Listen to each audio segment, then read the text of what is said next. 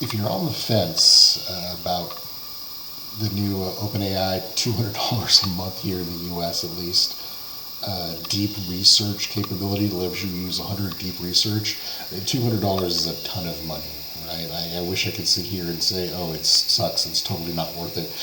It's kind of amazing. So I can't make that decision for you. It's a very personal decision, but I think after using it for a few days now, the last video I cut, I only used it twice. I've used it several more times now over the past couple days, and I think I at least have a, from my experiences so far, like a better way to explain it, if that makes sense, right? And so I used it this morning, and number one, anymore, I don't really type. I don't type that quick, so I just dictate everything and have AI clean it up, including here. I'll just sit there in Windows H key and just speak in and tell exactly what I wanted to say. Stop that now. I don't actually want it to do anything, but I just do that. It's personally quicker for me. And so I told it, like, listen, I've got a lot of small Linux computers that I want to be able to manage remotely when I'm traveling. And so take a look at like TeamViewer, AnyDesk, RustDesk, and let me know, which ones I should use, the pros and cons for my situation.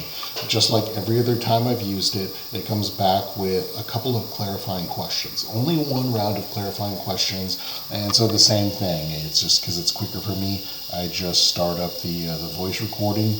I just answer all of the questions as far as budget range, cross-platform, do I need to be able to support mobile, etc., etc. Once I did that, it's like, cool.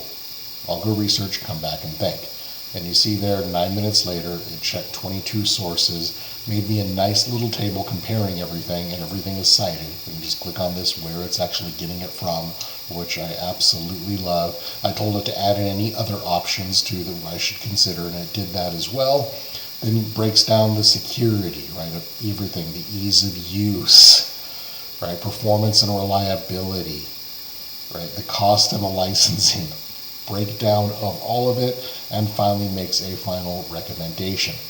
And this is what I'm saying. Like I said, $200 is a lot of money. It is, especially people who aren't even paying like the $20 subscription looking at me like, bro, really? I get it. But if you're on the fence about it, if you're curious about it, what I will say is this. I've used it 7 or 8 times now.